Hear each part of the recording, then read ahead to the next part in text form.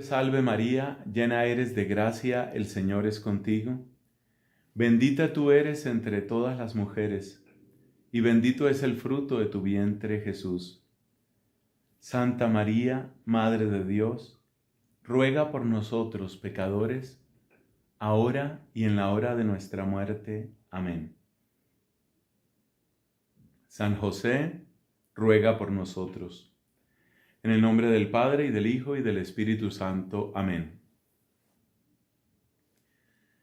Mis amigos, el 8 de diciembre de 1870, hace un poquito más de 150 años, un papa de nuestra Iglesia Católica, el Papa Pío IX, declaró a San José como patrono y protector de toda la Iglesia. Y en las palabras que dijo aquel Papa hace tanto tiempo, 1870, se presenta a José como aquel que acompañó y protegió a Jesucristo, y por consiguiente el que también puede acompañar y proteger a todos los cristianos. Esto quiere decir que en San José encontramos una persona que sirve al proyecto de Dios, una persona que sirve al Evangelio y una persona que sirve a cada uno de los discípulos de Jesucristo, que queremos ser también nosotros. Entonces, la pregunta que nos hacemos es esta, y es la que vamos a desarrollar. ¿Cuáles fueron las claves de la vida de José como servidor de Dios? ¿Cuáles fueron las claves de la vida de San José como servidor de Dios para nosotros culminar este hermoso encuentro de servidores? Para nosotros también recibir un envío, un impulso. Porque si hay algo que lo anima a uno a avanzar, a caminar, es el darse cuenta que hay personas que han vivido realmente lo que uno quiere vivir. Repito por última vez la pregunta: ¿cuáles son las claves de San José como servidor de Dios? Porque aquella declaración del Papa Pío IX, después de 150 años, fue la que motivó la carta del Papa Francisco, que seguramente ya todos conocemos, la carta Patris Corde, que fue promulgada en diciembre del año pasado, con motivo precisamente de esos 150 años que se cumplían. Fue un gran servidor. ¿Cuáles fueron sus claves? Hoy vamos a estudiar juntos siete claves vamos a estudiar. Yo les quiero decir que para mí, gracias a esta iniciativa del Papa Francisco, este año de San José está siendo una oportunidad maravillosa. Maravillosa para conocer, maravillosa para profundizar muchas cosas que de otra manera tal vez no lo hubiéramos hecho. Entonces vamos a estudiar 7 claves. Primera, vamos a hablar de proyecto personal y proyecto de Dios. Que el Espíritu Santo me ayude para poder expresarme lo mejor posible. Proyecto personal y proyecto de Dios. José tenía sus proyectos, sus deseos, lo que él quería hacer. Nos damos cuenta que él tenía ese compromiso formal muy serio con María, la Santísima Virgen. Nos damos cuenta que él tenía su vida organizada en Nazaret. Él tenía su proyecto, un proyecto sencillo, un proyecto humilde. Era el suyo. Pero de repente se encuentra con una situación extraña que nos la cuenta el Evangelio según San Mateo en el capítulo 1. Una situación extraña, incomprensible.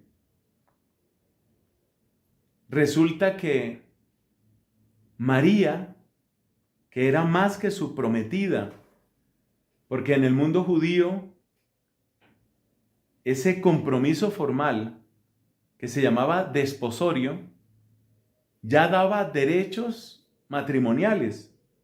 Por eso se consideraba adulterio si se daba relación con otra persona. Entonces vamos a decirlo de esta manera. Dios viene a desordenar el proyecto de José. Y la primera clave de José como servidor es que José le permite a Dios desordenar su proyecto. Le permite a Dios, digámoslo con una palabra un poco más precisa, cambiar los planes. Entonces lo podemos decir de esta forma. Permítele a Dios que te cambie tus planes. Esa es la clave. ¿Por qué nosotros le permitimos a Dios que nos cambie los planes? Pues porque nuestros ojos no son perfectos. El libro de los Números nos habla de un cierto chamán, un cierto brujo, que se llamaba Balaam. Y él era un poquito arrogante. Él decía que él tenía ojos perfectos, tan perfectos que podía ver lo natural y lo sobrenatural. Esa es la arrogancia de un brujo pagano, Balaam. Aparece en el libro de los Números. Nosotros no vamos a caer en ese pecado. Nuestros ojos no son perfectos. Hay muchas cosas que no vemos. Hay muchas cosas que no entendemos. Hay muchas cosas que nos superan. Por eso, cuando nosotros le damos permiso a Dios para que cambie nuestros planes, en realidad lo que estamos haciendo es decirle a Él, tú ves más que yo. Tú sabes lo que yo no sé. Y tú amas a los que yo ni siquiera conozco. Tú me superas, Señor. Tú eres más grande. Tú eres más grande. Entonces, la primera clave de José como servidor es que él reconoce que los ojos de Dios son más grandes, más perfectos, infinitamente perfectos. Y por eso podemos decir hermosamente que es otra manera de mostrar esta primera clave. José le dejó libres las manos a Dios. Qué bueno que algunos están tomando sus apuntes. Siempre creo que es bueno aprovechar estos raticos de formación. José le dejó libres las manos a Dios. ¿Qué implica eso para nosotros como servidores? Yo creo que muchos de nosotros tenemos un pecado que se llama impaciencia. Creo que muchos de nosotros fácilmente perdemos la paciencia, la poca paciencia que tenemos la perdemos si nuestras cosas no salen como las tenemos planeadas. O si no nos tratan como nos gusta que nos traten. O si no nos ponen a hacer lo que nosotros queremos que nos pongan a hacer. Yo me acuerdo hace años un grupo de oración en el que había un ministerio de música. Casi siempre los ministerios de música pues tienen las mejores voces, es obvio. Y aquella gente de ese grupo cantaba muy bien. Había una señora que quería pertenecer al ministerio de música. Ella era muy constante y llevaba mucho tiempo en el grupo. Pero vamos a decirlo caritativamente, la voz no le ayudaba. Pero ella quería, pero la voz no le ayudaba. Entonces, ¿qué quiere decir eso? Quiere decir que ella quería imponer su plan. Y de alguna manera Dios le estaba hablando, pues a través de la comunidad, a través de los responsables, o los organizadores, o los directores, le estaba diciendo, mira, tu servicio es otro. Entonces, la primera clave que aprendemos de José es, no voy a poner mi proyecto personal por encima del proyecto de Dios. Le voy a dejar libres las manos a Dios. Dios ve más que yo. Dios entiende mucho más que yo. Dios sabe qué es lo que realmente me conviene. Sucedió todo esto tan extraño. María estaba esperando un hijo. Y entonces José se rompe la cabeza. ¿Qué hago? ¿Qué hago? ¿Qué hago? Él estaba convencido de la virtud que había en la Virgen, pero no podía negar que había ese embarazo. El tema, desde el punto de vista de la ley de Moisés, era más complicado de lo que nosotros creemos. Porque el hecho de que ella estuviera embarazada no necesariamente significaba que ella había hecho algo malo. Solo te digo esto, en la ley de Moisés se admitía la posibilidad de que una violación fuera el comienzo de un matrimonio. Es algo extrañísimo para nosotros. Es algo muy lejano de nuestras leyes. Pero eso existía en la ley de Moisés. Entonces José le da vueltas en su cabeza. ¿Qué hace? ¿Qué puede hacer? Él piensa, ese niño no es mío. Lo que yo puedo hacer es separarme, porque la ley de Moisés permitía el divorcio. Lo que yo puedo hacer es separarme de ella discretamente para protegerla. Y entonces, pues, ya se verá quién es el que va a criar ese niño. Quizás el papá, lo que él podía imaginar en ese momento es que era el papá que tuviera ese niño. Fíjate cómo en circunstancias difíciles, en circunstancias que incluso podían lastimar su sentimiento de varón, en circunstancias que podían hacerle sentir humillado como hombre, José, y aquí viene el segundo punto, segunda clave, mis hermanos. José escoge pensar bien. ¿Qué significa pensar bien? Que si él hubiera pensado mal o hubiera pensado como piensa la mayor parte de la gente, lo que venía era la ejecución para María. Sabemos, por ejemplo, por el capítulo 8 del libro de San Juan, del Evangelio de San Juan, sabemos, o ahí se nos recuerda cuál era la pena para las adúlteras. Si José hubiera sido mal pensado, lo que venía era una condena de muerte contra María. Pero José prefirió pensar bien. Prefirió pensar bien. Esta es la segunda clave de un buen servidor.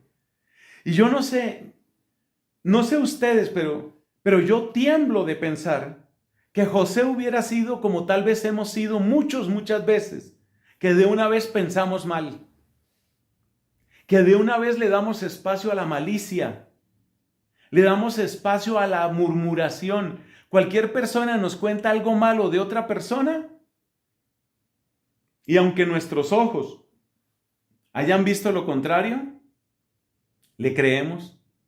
Increíble, le creemos. Como si no hubiéramos visto. José escogió pensar bien. En la historia reciente de la Santa Iglesia Católica, ¿cuál es el papa que más ha hablado en contra de pensar mal y de hablar mal? ¿Cuál es? Este papa. El Papa Francisco. Yo perdí la cuenta del número de veces que él nos ha advertido a todos, sacerdotes, religiosas, obispos, laicos, casados, solteros, a todos nos ha advertido. Cuidado con pensar mal, cuidado con la murmuración. ¿Por qué se dividen las fuerzas? ¿Se echan a perder muchas comunidades? Por los prejuicios. Una frasecita puede ser una dosis de veneno suficiente para destruir una amistad o para destruir un equipo de trabajo.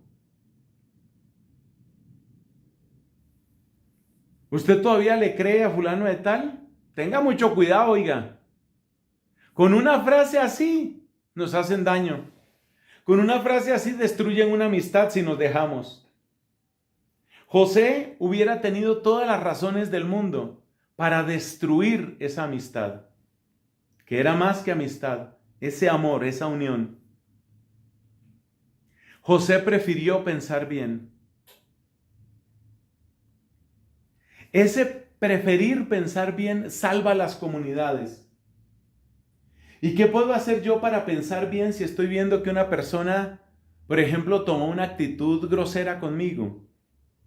Hay muchas maneras de no dejarse ganar, porque el gran murmurador es Satanás.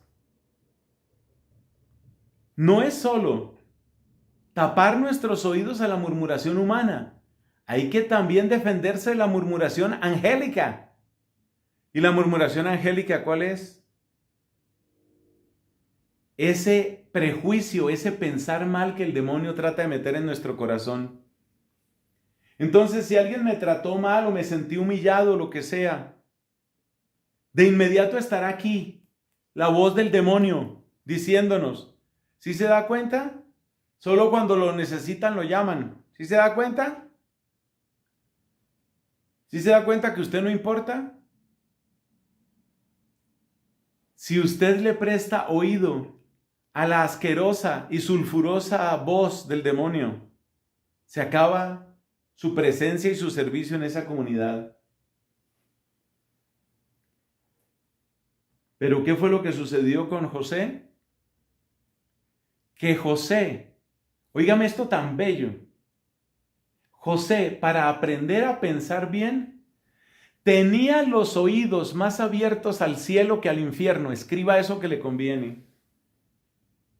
José tenía los oídos más abiertos al cielo que al infierno, porque del infierno, del diablo, vienen esas murmuraciones que tratan de envenenarnos contra nuestros hermanos y sobre todo contra nuestros líderes. ¿Pero qué pasó con José? Que José no prestó oído a eso. En cambio, su oído estaba abierto ¿a qué? Estaba abierto al cielo. En sueños le habló Dios. Le habló a través de aquel ángel que le dijo, no temas tomar a María, tu mujer. El Espíritu Santo no ha venido a romper el amor que ustedes se tienen. No ha venido, claro que no, a ensuciar el amor que ustedes se tienen. El Espíritu Santo ha venido a santificar, a bendecir y a hacer fecundo el amor que ustedes se tienen, pero de una manera absolutamente inédita, completamente inaudita, inesperada. ¿Cuál es esa manera? A través de una concepción virginal. Entonces, ¿cuál fue la primera clave? Esto es de concentrarse, mis hermanos. La primera clave es, José no puso su proyecto personal por encima del proyecto de Dios. José le dejó libres las manos a Dios. Hermosísimo. Segunda clave, José escogió pensar bien. ¿Y qué tengo yo que hacer para poder aprender a pensar bien? Tener el oído más abierto hacia el cielo que al infierno. Y si alguien visiblemente y claramente me maltrata, ¿qué puedo pensar yo? Hay muchas cosas que yo puedo pensar para no llenarme de amargura ni de resentimiento. Pensemos nada más esto, mis hermanos. Muchos de nosotros tenemos días malos y días tensos. Muchos de nosotros cargamos con traumas y con vacíos y con problemas que vienen desde nuestra infancia. Muchas veces la persona que ha pasado por humillaciones tiende a humillar. Entonces, en vez de llenarte de amargura, llénate de compasión hacia la persona que te maltrata. Piensa que no sabemos cuáles son los dolores, las carencias los traumas, las heridas de las que esa persona trata de desquitarse. De esa manera, amados hermanos, nosotros vamos aprendiendo a pensar bien. ¿Y qué pasa cuando pensamos bien? Que incluso si la persona que nos trató mal tenía mala intención, al ver nuestro comportamiento, que es recto, que es justo, como José, que era justo, al ver nuestro comportamiento, que es noble y es justo, seguramente cambia y se salvó la obra de la comunidad y se salvó la comunidad. Llevamos entonces dos claves preciosas sobre la manera como obró San José. Esto es muy importante para todo cristiano, pero sobre todo, amados, sobre todo es importante en nuestros grupos de oración, en nuestras comunidades. Es absolutamente fundamental que nosotros aprendamos a pensar bien. Y si por casualidad una voz, sea angélica o humana, trata de hundirnos, nosotros, como si no hubiéramos oído nada, como si no hubiéramos oído nada, como si hubiera sido un perrito que ladró, como si hubiera sido una rata que pasó, así debe pasar delante de nosotros todo pensamiento de destrucción del prójimo. ¿Quién de nosotros que tenga que pasar por un camino y que ve que una rata se atraviesa y cruza corriendo como suelen hacer esos animales, quién de nosotros se queda mirando a ver por dónde se fue la rata, de dónde vino la rata, qué color tenía la rata, de qué color eran los ojos de la rata, a qué olía la rata? ¿A quién de nosotros le importa eso? Tú dejas que se vaya esa porquería, perdón que hable así. Así hay que tratar a todo pensamiento de destrucción de la comunidad. Tú deja que se vaya eso. Y tú piensa, ¿cómo podemos ayudar a construir? Y de esa manera seremos buenos discípulos del gran San José. Llevamos dos claves, son 7. Pasemos a la tercera. Tercera clave. José es aquel hombre que hizo lo que tenía que hacer. No hizo más, tampoco hizo menos. Hizo lo que tenía que hacer. Todos conocemos esa expresión que se utiliza en inglés, es una expresión un poquito fuerte, no grosera, pero fuerte. Cuando se le intenta decir a alguien, por ejemplo, que no se meta en lo que no le importa, ¿no? Se le dice, mind your business. Mind your business. Como quien dice, ocúpese de lo suyo. Pues yo te puedo decir que San José fue un hombre que se ocupó de sus business, de lo que tenía que hacer él. Él. Y trato de explicarlo con esta expresión, no hizo más ni tampoco menos. Nos damos cuenta que él no hizo menos de lo que tenía que hacer. Él cumplió su misión. Su misión era la misión de ser padre en la tierra del Hijo de Dios. Y la cumplió. La cumplió a cabalidad de una manera bella, de una manera perfecta. De una manera laudable cumplió su misión. O sea, no hizo menos. Con toda seguridad no hizo menos. Pero ahora viene la pregunta. ¿Qué significa cuando uno intenta hacer más de lo que uno tendría que hacer? Es cuando uno empieza a meterse en lo que no le importa.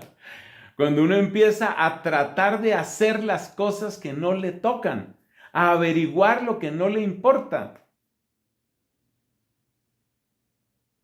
Y seamos sinceros, muchas veces eso hace daño en las comunidades. Yo me acuerdo el caso de una religiosa que hablaba con mucha simpatía de las cosas de su convento. En el convento de ella, pues eran obviamente varias hermanitas. Yo no sé cuántas eran, pero vamos a decir aquí que eran 16, por decir algo. Y entonces ella decía, alguna vez hablando conmigo, me decía, Fray Nelson, es que usted sabe que un convento se puede aguantar una superiora. Mire como lo decía con chiste, ¿no? Un convento se puede aguantar una superiora. Pero lo que no aguanta un convento son 16 superioras. O sea, si cada una intenta hacer más, terminamos estorbándonos, terminamos interrumpiendo, terminamos incomodando. Haz tú lo que tú tienes que hacer. Hazlo bien. No hagas menos de lo que tienes que hacer. Que puede ser algo tan sencillo como ayudar a acomodar unas sillas. No hagas menos de lo que tienes que hacer. Pero tampoco hagas más. ¿En qué sentido no hacer más? Por supuesto que es muy bueno ser generosos, disponibles. No me refiero a quitar esa generosidad y esa disponibilidad. Me refiero a esa tendencia que a veces uno tiene de lo que ya dije, estarse metiendo donde no lo han llamado. Estar averiguando lo que no le toca. Hay un refrán que dice, el que pregunta lo que no debe, oye lo que no quiere. Entonces no se esté metiendo en lo que no es su campo, en lo que no le interesa. Esa prudencia tiene que ir, sin embargo, complementada por una generosidad, insisto. Entonces, ¿cuál es la manera correcta de obrar? Uno hace lo que tiene que hacer. Si uno ve que puede ayudar en alguna otra cosa, si uno ve que le queda tiempo y manera de colaborar, maravilloso. Pero ¿qué es lo correcto? Ofrecerse, no entrometerse. Hay que saber ofrecerse. Cuando nosotros aprendemos a ofrecernos, le estamos dando oportunidad a los demás, le estamos dando oportunidad para que se descarguen un poco o se alivie un poco su situación. Eso está muy bien. Pero, por favor, una cosa es ofrecerse, otra cosa es entrometerse. Entonces José es el hombre que hace lo que tiene que hacer. Por ejemplo, esto. Observa que él tenía que conocer muy bien las escrituras. ¿Por qué sabemos que él conocía bien las escrituras? Porque la solución que él encontró antes de que le hablara el ángel, lo que a él le parecía la mejor solución, demuestra un buen conocimiento de la ley de Moisés.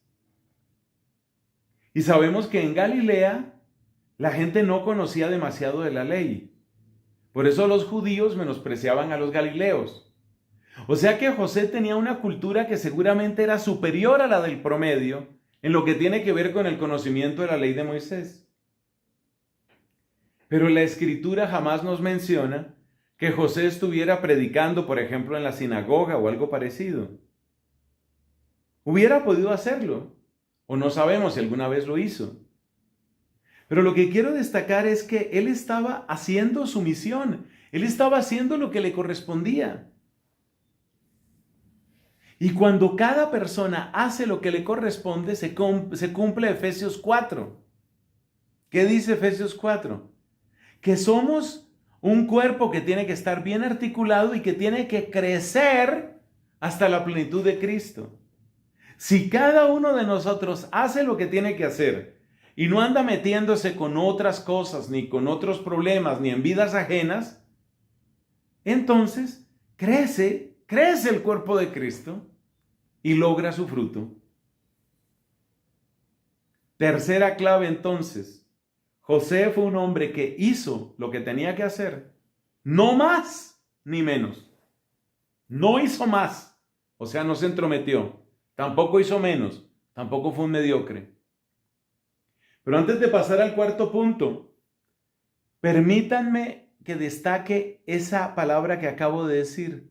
No fue un mediocre. La mediocridad es una tentación que a todos nos llega. La mediocridad, cuidado con ella. La mediocridad es la línea del menor esfuerzo. La mediocridad es la tendencia que muchos podemos tener a no desgastarnos. Cuando decimos que José no hizo menos, quiere decir que no fue un mediocre. Y la mediocridad también nos hace daño. ¿Sabes cuál es el éxito en nuestras comunidades, en nuestros grupos? ¿Sabes cuál es el éxito? El éxito no está en una cosa, en que los cantos sean perfectos o las predicaciones perfectas. El éxito está en la combinación de todos. Entonces, ¿qué pasa? Que si la organización del tiempo y la organización de los cantos y todo estuvo muy bien, pero la predicación estuvo floja, estuvo mediocre, el encuentro ya quedó en menor nivel. Si estuvo buena la predicación, buenos los cantos, pero hubo desorganización en la parte de planta física, lo que hay que hacer, eso baja. Entonces, ¿qué necesitamos? No le des campo a la mediocridad en tu vida. Todo eso pertenece a la tercera clave, no hemos salido de ahí. Repito, la tercera clave es hacer lo que hay que hacer, ni más ni menos. Pero la cuarta clave, vamos para la cuarta. La cuarta clave se parece un poco. La cuarta clave se llama el valor del trabajo humilde y constante. La Biblia nos dice que San José era un trabajador.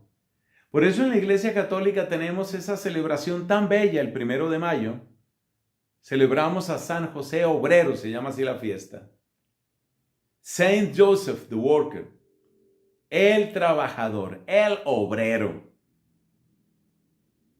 José nos enseña el valor del trabajo humilde y constante. ¿Qué trabajo tenía él? Usualmente la gente dice carpintero. El término griego que nos da la Biblia es techné. Techné es aquel que trabaja con sus manos. Por eso es un poco más fiel la traducción si decimos el artesano, porque lo propio ciertamente del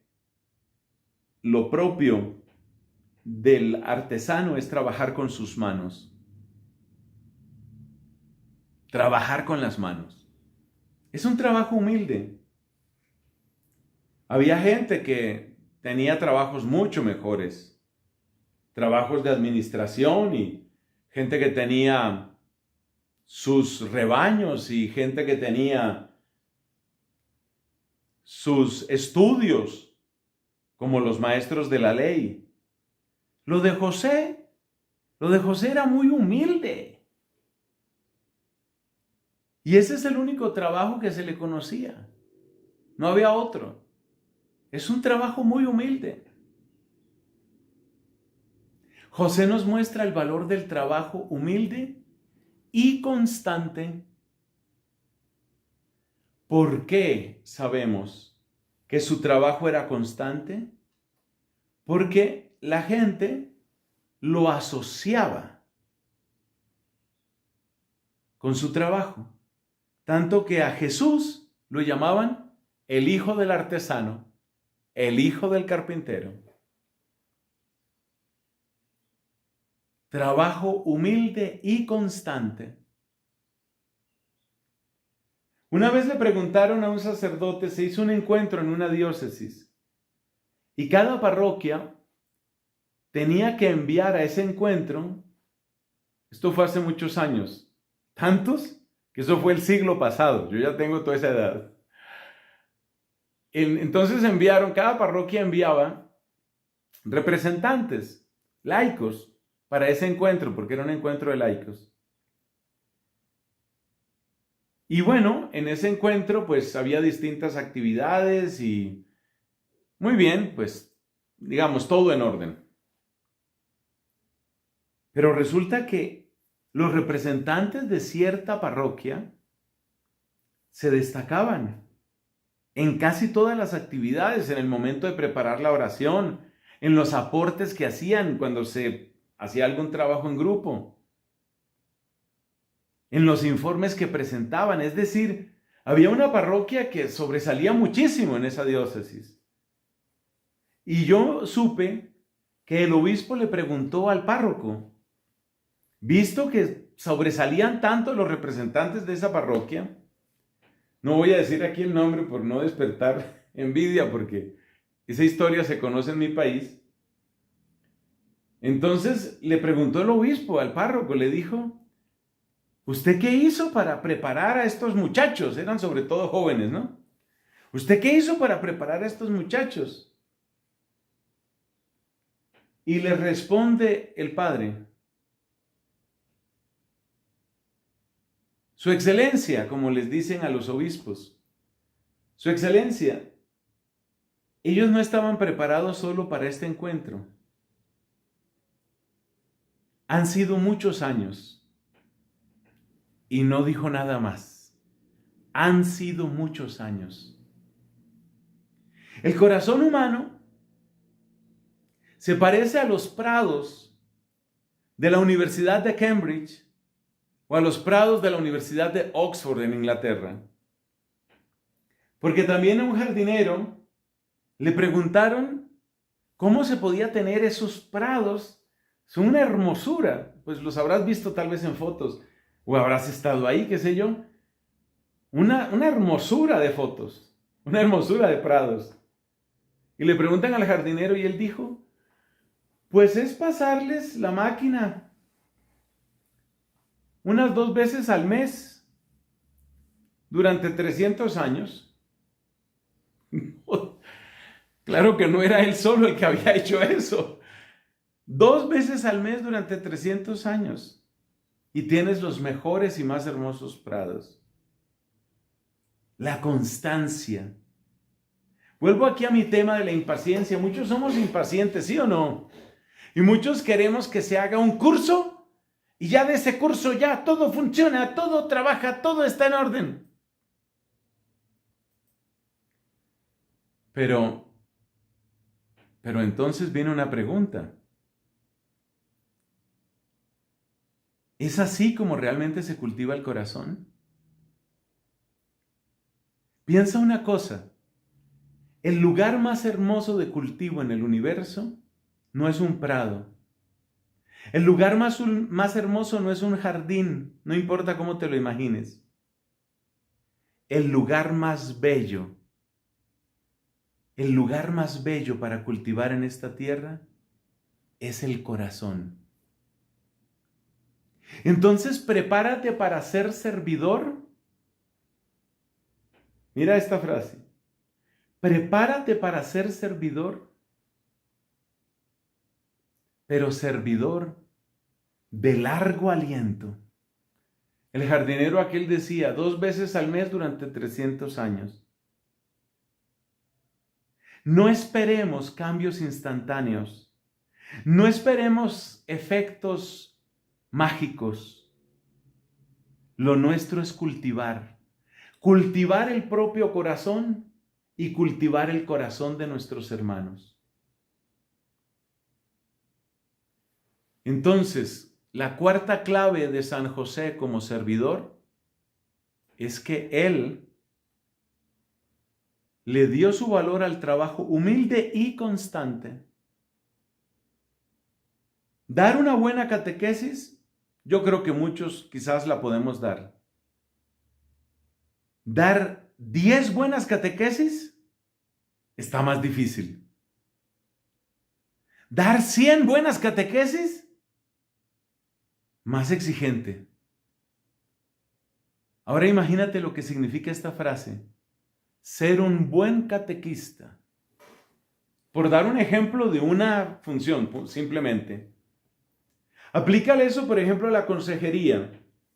¿Dar un buen consejo? Sí. Muchos tal vez lo hemos dado. ¿Dar 10 buenos consejos? Uno después de otro. Eso ya está más difícil. ¿Dar 100 buenos consejos? No es tan fácil. Ahora imagínate lo que es ser un buen consejero. Es la constancia. Es el servicio y la constancia. Esto requiere esfuerzo. Esto requiere abrazar la cruz. Esto requiere poner empeño. Esto requiere entrar por la puerta estrecha. Aplícalo así a todo. Un canto que te salió bien, maravilloso. 10 canciones bien cantadas, más esfuerzo. Ahora, ¿qué es ser un buen cantante para Cristo? José fue un buen servidor de Dios. Es el valor del trabajo humilde y constante. Pasemos a la quinta clave. El tiempo va avanzando, mis hermanos. Quinta clave. Hablemos de la importancia de la pureza. Varios padres de la iglesia se han maravillado de la pureza de San José. Imagínate, esposo de la única madre virgen que ha conocido la historia. Esposo de la Virgen Purísima. ¿Cómo sería la pureza de San José? Pero ahora pregunto yo, ¿por qué la pureza es algo tan importante en los servidores? Bueno, una respuesta sencilla, una respuesta diríamos casi elemental, es porque allí donde hay escándalos de afectividad o de sexualidad, muy rápidamente se pierde la confianza.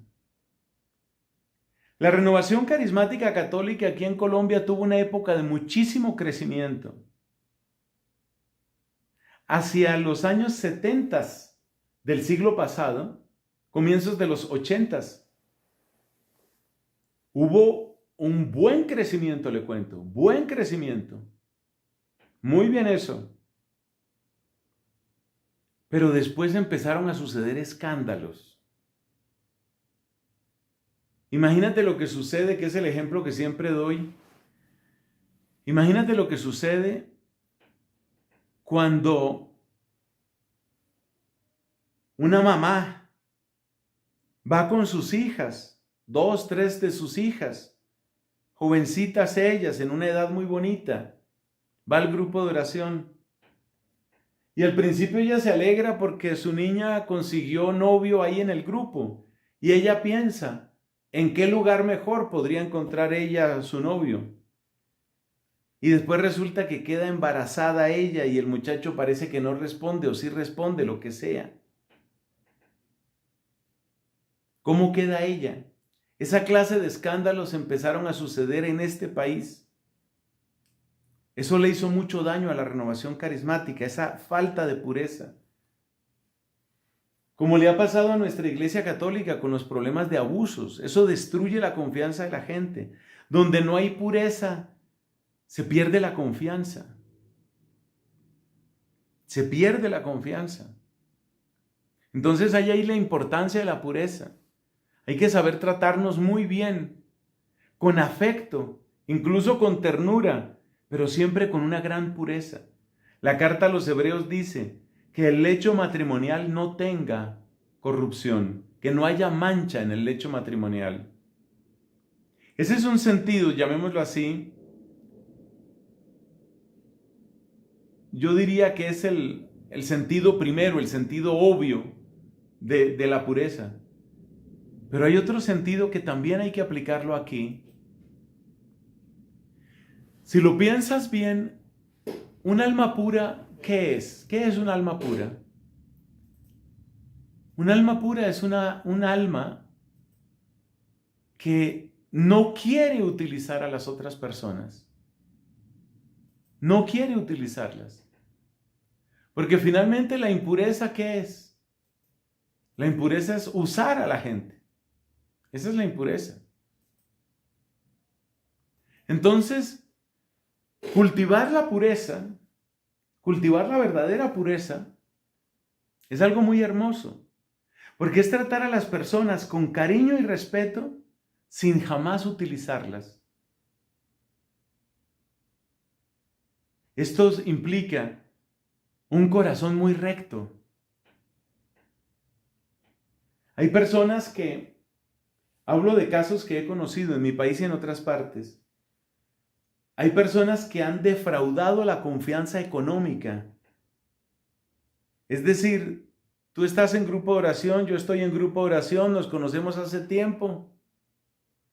Y entonces resulta que un día te digo yo, mira, no sé si me puedes prestar por ahí unos dólares que estoy pasando por una situación difícil. Claro, mi hermano, hermanito en Cristo, claro que sí. ¿Cuánto necesitas?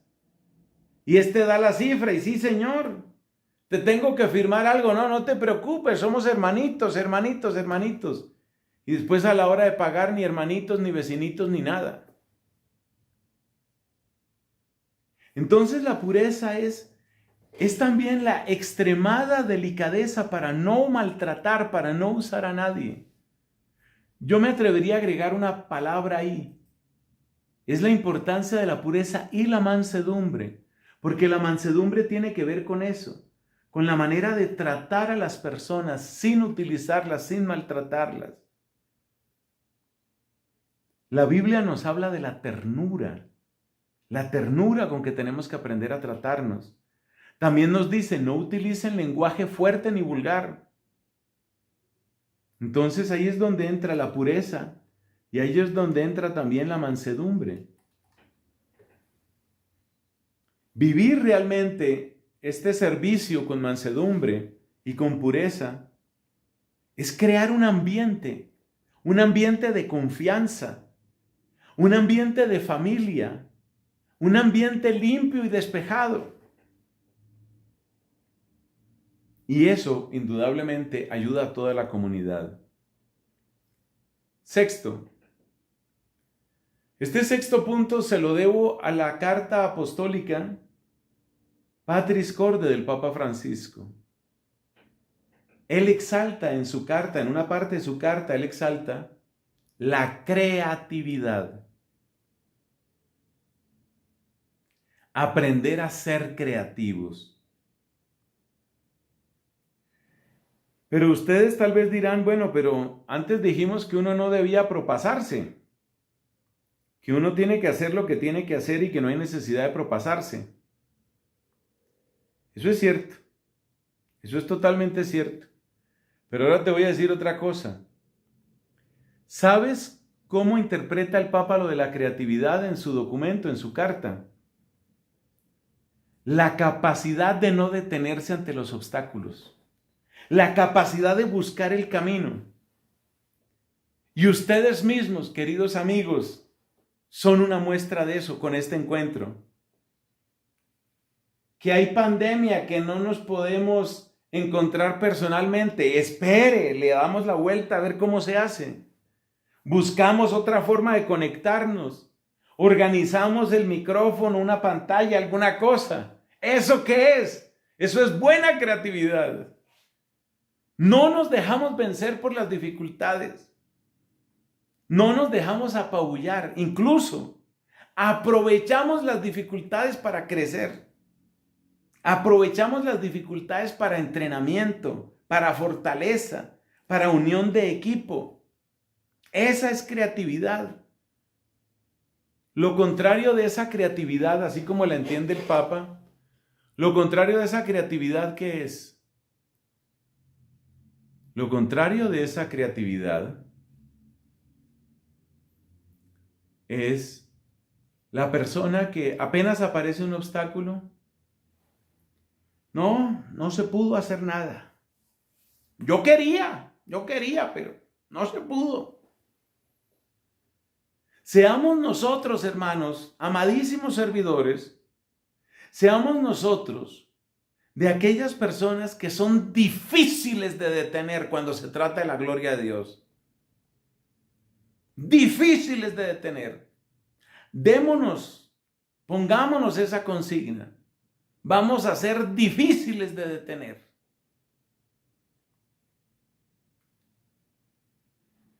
Hay tantos ejemplos, ¿no? Solo le voy a citar uno de la Biblia, San Pablo.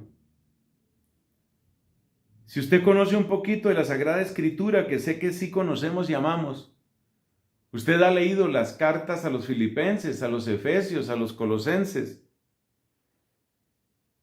Ahora escúcheme esto. Esas cartas las escribió Pablo estando en la cárcel. Maltratado, juzgado, apaleado y en la cárcel, ¿qué hace Pablo? ¿Se encierra en llanto y en una crisis de pánico y depresión? No, ¿qué hizo Pablo? Dijo, me cerraron por aquí, pero yo por lo menos puedo mandar cartas. Esa es la creatividad que necesita un servidor.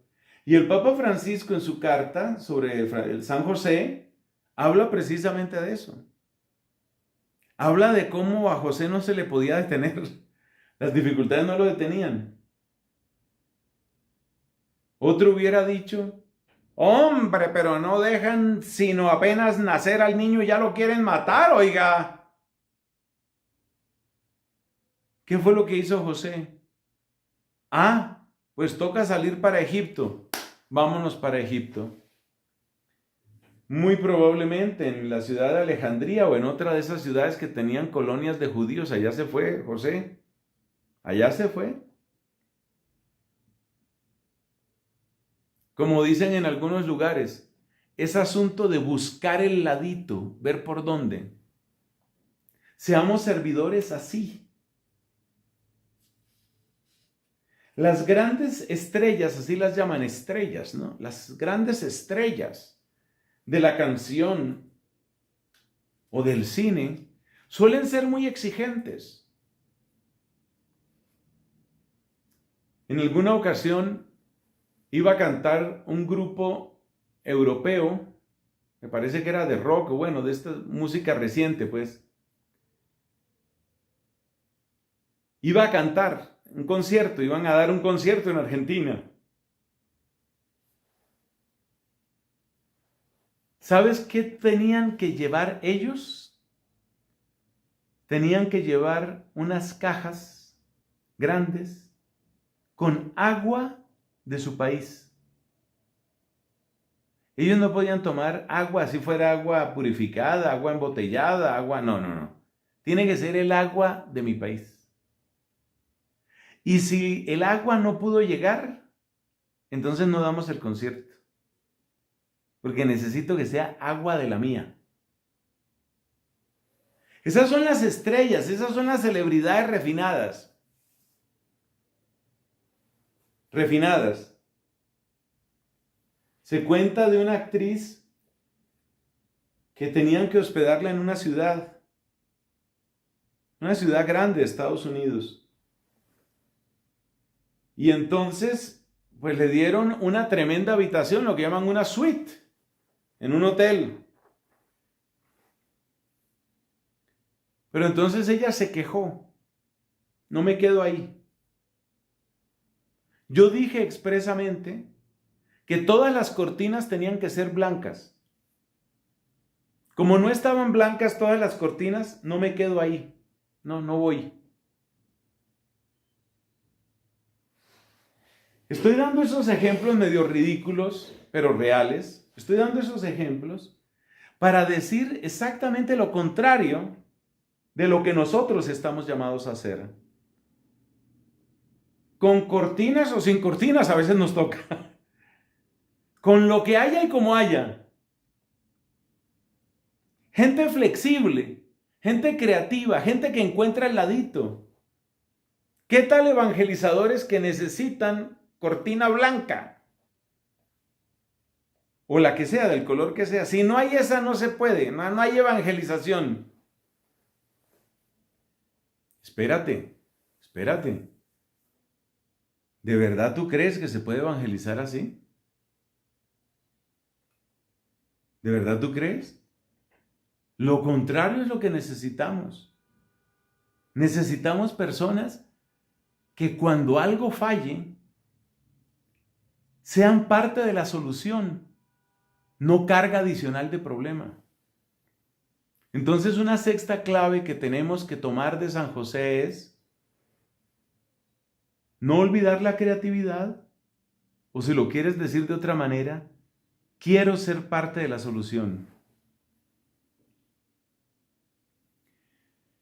Y llegamos a la última, que es muy breve.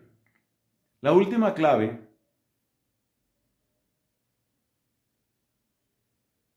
San José entra en la historia de Jesús de una manera tan discreta.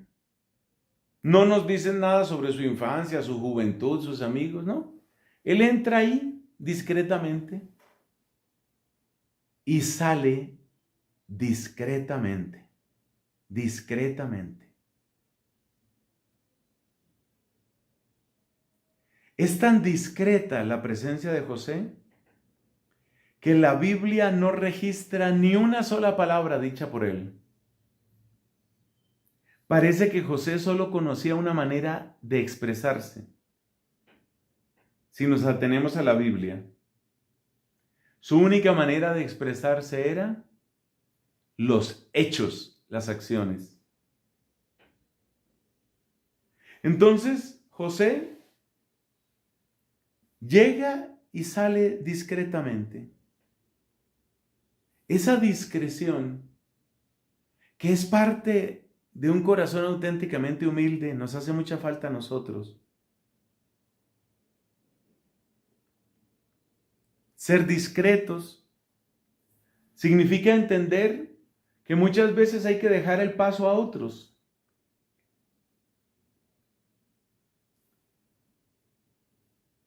Como decía un santo, a veces Dios nos llama a ser protagonistas y a veces nos llama a ser paisaje. Ser paisaje. Una vez escuché en Estados Unidos la anécdota de un niño que llegó a la casa, esto lo contaba el papá o la mamá, no me acuerdo. Llegó a la casa, feliz el niño. Vamos a suponer que era el papá. ¡Papá! ¡Papá! ¿Qué te pasa? Llegas muy feliz. Sí, feliz. Me admitieron para la obra de teatro que se va a presentar este año.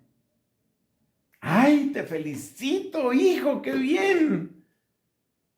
¿Vas a estar en la obra de teatro? Sí, sí, papá. ¿Me estás hablando de esa presentación de esa obra de teatro que es como 400 personas al final del año? Sí. ¿Y qué papel te dieron? Me toca de árbol. Me toca de árbol. Ahí estaba el niño, con las 300 o 400 personas. Ahí estaba el arbolito. A veces nos toca de árbol. No todas las veces somos protagonistas. De hecho, en general es bueno para las comunidades que haya esas subidas y bajadas y que haya esos relevos. Eso es bueno. En general es bueno. Y hay que estar dispuestos para que alguna vez nos toque agarrar el micrófono y hablar. Y otras veces nos toca de árbol. Y eso también es importante. Claves que nos da San José, mis hermanos. Claves para descubrir cómo ser mejores servidores. Pero termino con una palabra. Dije de San José en este último punto que él hablaba a través de las acciones. Yo creo que esa es nuestra fórmula de envío. Hermanos, que nuestras acciones hablen de lo que hizo este retiro en nosotros. Que nuestras acciones, que nuestro cambio muestre lo que hemos aprendido y lo que estamos viviendo. Gloria al Padre y al Hijo y al Espíritu Santo, como era en el principio, ahora y siempre, por los siglos de los siglos. Amén.